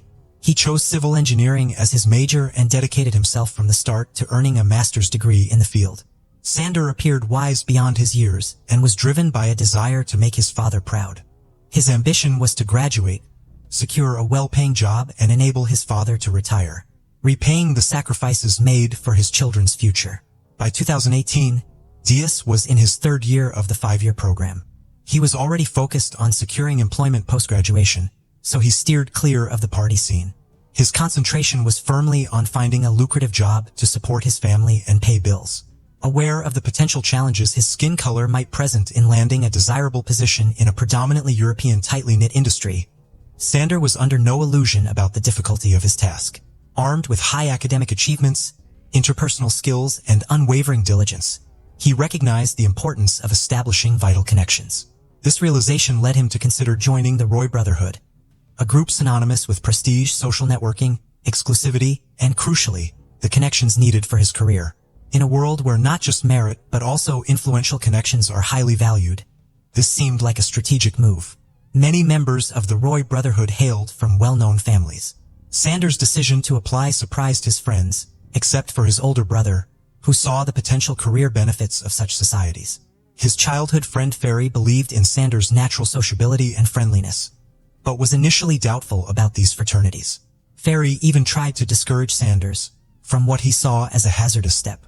If only Ferry had known the tragic outcome that would befall Sander, he would never have ceased his efforts to dissuade him. For Sander, the decision to join Roy wasn't made lightly. He carefully considered both advantages and disadvantages before deciding to proceed. With only 2 years remaining in his program in 2018, Sander was among the 10 students who successfully navigated the stringent selection process of Roy. Among these 10, only 3, including Sander, advanced to the final initiation stage. The initial phase involved the fraternity's permanent members filtering out candidates who didn't align with their interests, character, or communication styles. Now narrowed down to 3, the real ordeal commenced, a grueling 2 months of evaluation by the elite student group, culminating in an extensive initiation ceremony spanning 2 to 3 days during this period. The new recruits were subjected to relentless and sophisticated ridicule without any breaks, completely at the mercy of the fraternity's members. Sander was aware of the harsh trials that lay ahead. He had heard tales of the brutal initiation rites. Nonetheless, he was willing to endure all the discomfort and repulsive challenges for a promising future. Just like the other 2 candidates, Jia understood the process would be tough, involving mockery and pushing them to their limits. However, no one anticipates risking their life in such situations. Sander had discussed this with a campus friend, a member of a different fraternity, who was unaware of Rouse's specific initiation practices. This friend portrayed the initiation as merely a test of physical stamina, commitment to future fraternity brothers, and discipline. Although unpleasant, he believed it was a necessary and ultimately worthwhile experience. Sander found the mandatory gatherings intolerable, especially as he was compelled to consume excessive amounts of alcohol. More distressingly, as part of the initiation, he was required to drink the urine of fraternity members. He, along with the other novices, faced relentless verbal and psychological torment. However, Deer endured the most severe hardships. He was derided for his skin tone. In October 2018, a few months before the concluding ritual, the Brotherhood organized a significant event at the Student Union building. The aspirants were made to kneel, while established members took turns forcing them to gulp down potent spirits or several liters of beer continuously. Naturally, after ingesting such volumes of alcohol, the novices could barely stand, yet were still tasked with cleaning the venue. In their disoriented state, they staggered around mopping up their own and others' regurgitation. That evening all 3 novices were obliged to clean, but the brothers devised a different plan. They determined that Sander alone should tidy up after the celebration, because historically those with dark skin served whites. This was a particularly harsh declaration. Deer felt utterly powerless at that moment. He was resolute in attaining his objective. He knew the situation would eventually reach a conclusion. A representative from the student association tried to reprimand the young men for their remarks. But what could he possibly do against 20 wealthy, noble, influential, and pampered youths? They were unafraid of anyone and conducted these acts openly without any sense of embarrassment. The fraternity members saw themselves as superior to all and simply warned the staff member not to meddle in their affairs. Sander endeavored earnestly to gain acceptance, considering his future prospects. But at just 20 years old, he was still somewhat naive. Despite this dreadful event, Deer persisted in attending fraternity gatherings. Some might question why Deer continued to seek camaraderie with these individuals. His reasons were multifaceted. Firstly, he played soccer with some of them and interacted amicably. Secondly, Sander was acutely aware of the extensive sacrifices his father had made for his education and vowed to meet those expectations. He harbored hopes that the indignities would cease once he cleared the final hurdle.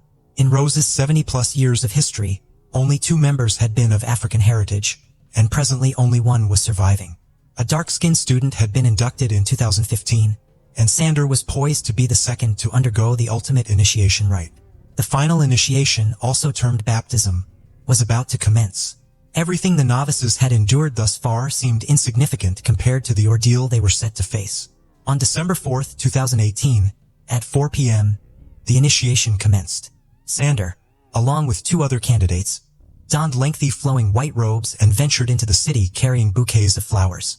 Their objective? To sell as many flowers as possible. The one who sold the fewest would endure various penalties, such as drinking sour milk, birdseed, and inevitably forced alcohol consumption. Sander finished last, selling 30 roses fewer than his peers, which led to his punishment, consuming such an excessive amount of alcohol, that his speech became severely impaired in the second phase of the initiation. The novices were positioned on their knees and asked straightforward questions by 7 p.m. The fraternity members remained indifferent to Dia's struggle in articulating responses. Predictably, he was outperformed by the others and subjected to further punishment. At the end of the stage, 1.5 bottles of gin were forced upon him. His body, not accustomed to heavy drinking, began to react violently. His stomach contained nothing but alcohol, and his complexion turned ashen. He was unable to stand, speak, or move autonomously, teetering on the brink of dehydration and repeatedly losing consciousness. Astonishingly, all these events unfolded in a public setting. One fraternity member recounted that the second trial occurred right on the sidewalk in front of a cafe in the city square. Yet none of the bystanders intervened. They neither alerted the authorities nor called for police assistance. At 9 p.m., the third challenge commenced, aptly titled, Endure the Night. The novices were hauled back to the dormitory, where 18 fraternity brothers resumed their relentless hazing. The task was to consume as many pints of beer as feasible. By the trial's conclusion, all 3 participants had become unconscious. They were breathing, but unresponsive to any attempts to rouse them. Remarkably, their unconscious state did not exempt them from ongoing abuse. In line with the fraternity's customs, if someone fainted at a gathering, they were urinated on, a manifestation of perceived frailty, and an opportunity for others to exert dominance. Proof of these acts was captured in a video taken at 11:40 p.m., which they subsequently attempted to erase. With the first day's competition at an end, the 3 new initiates were dragged to their quarters and unceremoniously deposited on their beds. For amusement, their water supply was disabled, possessions defaced with ketchup and chocolate, and their door locked. This action meant that should any of them regain consciousness after consuming such a lethal volume of alcohol, they would remain trapped inside. They didn't even have access to water to alleviate their thirst. This was just the initial day of the initiation at one of the nation's most esteemed universities. Yet the most distressing experiences were still to come. The following day, December 5, 2018, around 10:30 a.m., the fraternity members prepared for the final stages of the grueling initiation. They woke the 3 initiates, placed them in vehicles, and drove out of the city to a secluded village roughly an hour away. A fraternity member owned a small cottage there, hidden by thick woods, an ideal location to conceal their activities. En route, they made several stops to acquire items necessary for the ceremony. The students bought aquarium fish, eels, live rodents, as well as bird and dog feed from a pet store. Next, they visited a supermarket and obtained fish sauce used in Asian cuisine for its flavor-enhancing qualities. It's high in sodium with about 1,670 milligrams per tablespoon, around 70% of the advised daily intake, and isn't typically consumed in large amounts. They also purchased duck eggs, sardines, clams, shrimp paste, mussels among other products. During one of these stops, they encountered an academic who noticed that one of the students apparently needed assistance. She voiced her concerns to the fraternity members and even suggested calling the police. However, the students convincingly reassured her that he was merely intoxicated and in shock. They assured her that the initiation had ended and they intended to sober him up with a cold bath. Dismissing her concerns, the group proceeded to the cabin in the forest. The details of what happened next were reconstructed by police using recovered deleted video footage and scarce evidence. However, the full truth remains unclear. Over several hours, the 3 initiates were forced to dig a substantial trench into which they were subsequently placed. Struggling to keep warm, they found themselves surrounded by 18 young adult men, other fraternity members, who filled this trench with freezing water and live-els. In Belgium, in December, The average temperature varies from +3 to 7 degrees Celsius. When initiates began to cold, permanent members of the fraternity urinated on them above, as a twisted way to warm them up. At this point, Sander was suffering from dehydration and remained inebriated from the previous night's events. Even if he had the will to stand and leave, his physical state made it impossible. Under normal circumstances, to formally reject the initiation process, one simply had to ring a bell placed away from the trench, therefore forfeiting their place in the fraternity. The initiates could have accessed this bell at any time, however, in this case, the bell was either intentionally or inadvertently omitted, leaving Sander without a way to signify his refusal of the initiation. His inability to stand or speak due to his condition rendered him powerless. The three inebriated and weary boys sat in the icy water subjected to the senior fraternity members' acts of urination and defecation. They were then coerced into biting off the heads of live mice and eels in the water and followed with fish oil. After enduring over 6 hours in such brutal conditions, Sander's body began shutting down and he started losing consciousness. He was extracted from the water, clothed in dry garments and placed beside a fire. As he curled up on the grass in a fetal position for 2 hours, initiation rites carried on around him instead of receiving medical attention. The students documented the situation with photos and videos, while Sander emitted distressing sounds indicative of excruciating pain.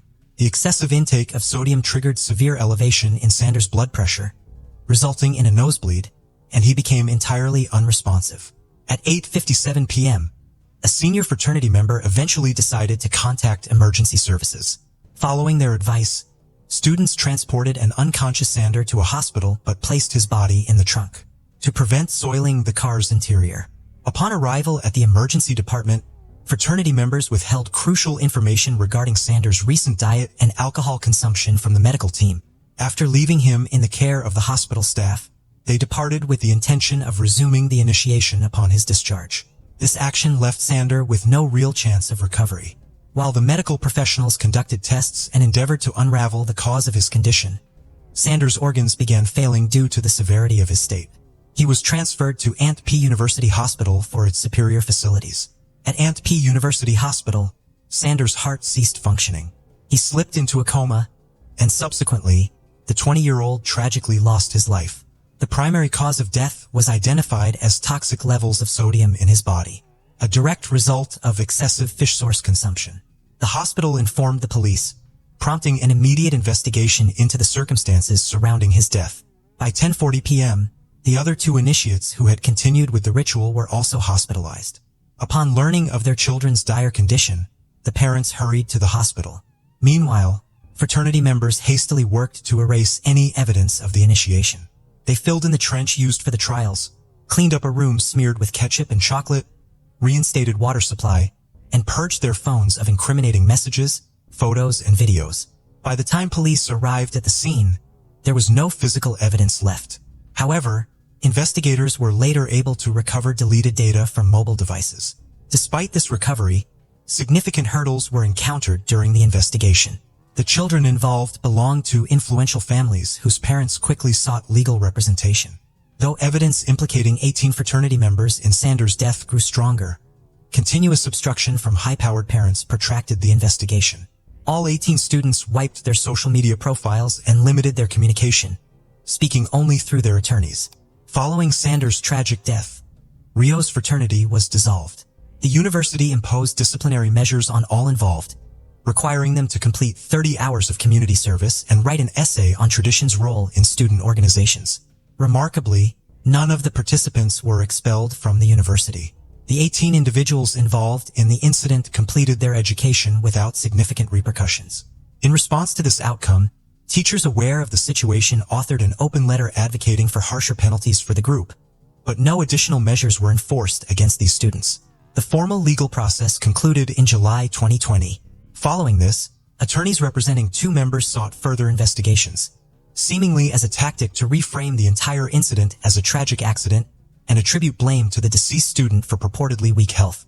It wasn't until May 26, 2023, that the Court of Appeal delivered its verdict, finding the 18 fraternity members guilty of involuntary manslaughter and degrading treatment. Each was fined €400 and sentenced to perform community service. Additionally, They were collectively ordered to pay approximately €30,000 in compensation to the family to avoid impacting their future prospects. The students' identities were withheld. The leniency of the verdict for those responsible for the death sparked widespread dissent, leading to protest actions in various cities. Despite these demonstrations, no substantial changes have been reported as a consequence in this case. The perceived lack of justice remains a poignant aspect of this story. On December 7, 1985, Armand and Lorraine Peltier led their Siberian husky named Paca outside their home in Frenchville, Maine, right across the river from Canada. At some point in the early morning hours, a woman delivered a full-term baby girl on a gravel pit access road near the intersection of US Route 1 and Peltier Avenue in Frenchville and then drove or was driven away, leaving the infant behind as temperatures were well below zero. Mr. Peltier said that not long after letting their dog out, she came back and kept pounding at the door's window to get back in. He said he went to go look and could not believe what he saw. He would say he thought it was a rag doll at first, but then he realized it was actually a newborn baby. Mrs. Peltier remembers a cute little girl with reddish blonde hair that they were later told weighed 6 pounds, 8 ounces. The baby had very recently died and still had the umbilical cord attached, although police did not know if the baby was born alive. When authorities arrived on the scene, they found a large amount of blood, placenta, and boot prints. An autopsy was performed and the cause of death was listed as exposure. It was 30 degrees below zero the night before and officials said she could not have lived more than 30 minutes in that temperature. The Peltiers believed the cries of the infant or its scent led Paca right to her and said Paca carried her so carefully by her head right to our back steps. In 1985, investigators told the Peltiers that any wounds caused by Paca in no way contributed to the baby's death. Sheriff James Midori said there were some wounds in her head, but they were completely superficial, and he noted the dog did nothing to hurt the little baby. An officer at the scene said a vehicle must have driven in because of the tracks found in the snow. He also said there was frozen blood found in the snow along with footprints, and near those were the dog tracks. He said he turned and followed the dog's tracks right to the house where it had dropped the baby by the door. The gravel pit was not far off the road, and so the baby must have been abandoned in the middle of the night, or as the officer noted, the person would have been in plain view. The vehicle was determined to be small in size, and the mother of the baby was suspected to be from Canada. The media were telling people to be on the lookout for people shopping for items that could be used to control heavy bleeding. Police questioned a couple who had been spotted in a local department store around the time of the incident. The woman reportedly had blood on her pants and was acting distressed. Police immediately released a composite sketch of the couple to the media. The couple were Canadian and came forward and explained that she had gotten her period and were quickly ruled out as the suspects. Other than a description of a small car based on tire tracks found at the scene, police have very little evidence and the trail went cold. The Peltiers said they could never have children and would have loved to adopt the baby Jane Doe if she had survived. They were very saddened that the mother had left the baby in the snow instead of leaving her on their doorstep. The Peltiers moved to Bangor in the summer of 1986, and Paca lived to be 12 years old before dying of cancer in 1987. This baby is known in the Doe Network and Namas as the Rustock County baby Jane Doe, but no composite sketch of the baby exists. The case remains open and is still under investigation, and as of today remains unsolved.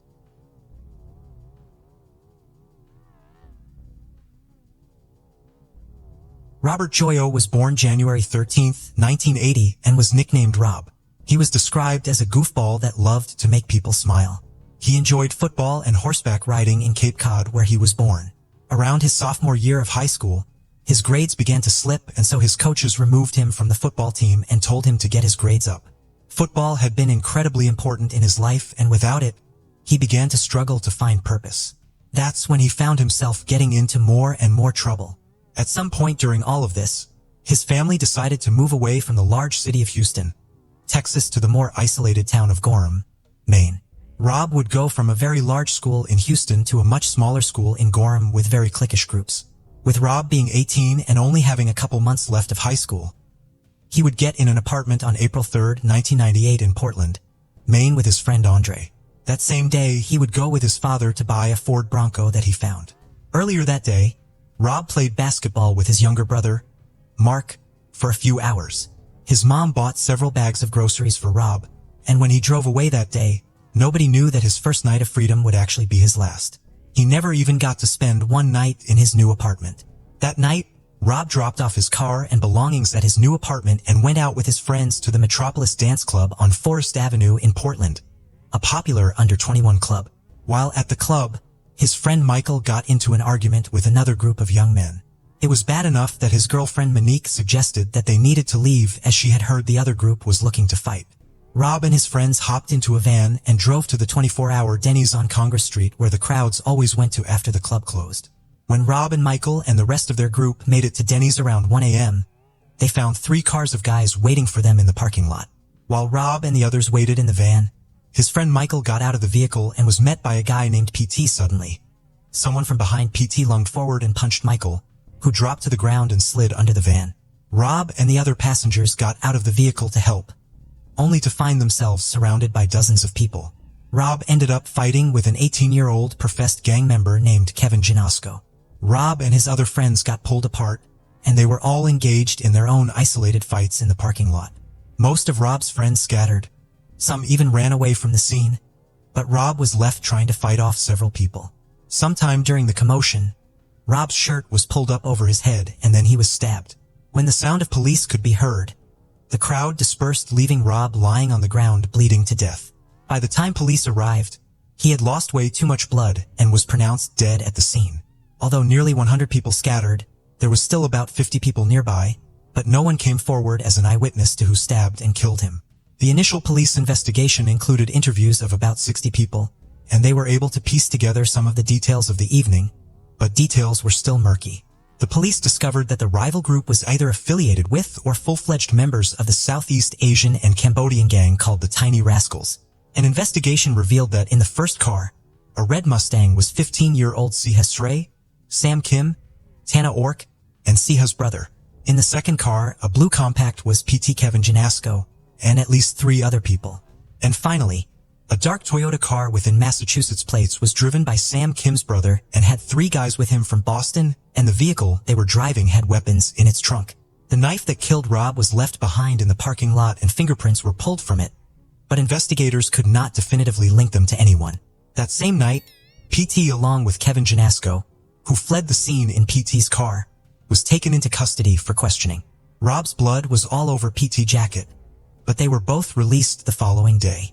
The other cars with the Kim brothers, Siha Ray, the men from Boston, and Tana Ork fled the scene and hid in one of the brothers within 2 days of Rob's murder.